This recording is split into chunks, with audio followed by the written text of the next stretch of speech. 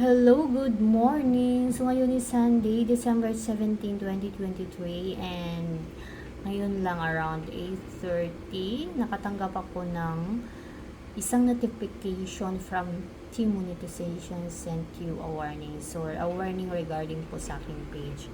And then, ito po yung content ng notification. Your page is not following our community standards. So, ito daw, using someone else fake name, photo, share content that misleads other users, insulting other users. So, I think itong na to is, scam din to eh.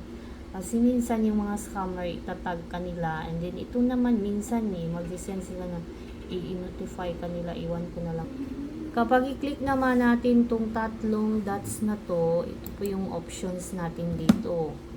Ayan, pwede natin silang i-report and then hide, blah blah blah. So, kung wala na kasing notification kasi to eh. And then, ayan. So, other options nito is i-block natin sila. Pwede naman natin silang ma-block. Ito na to. Itong page na to.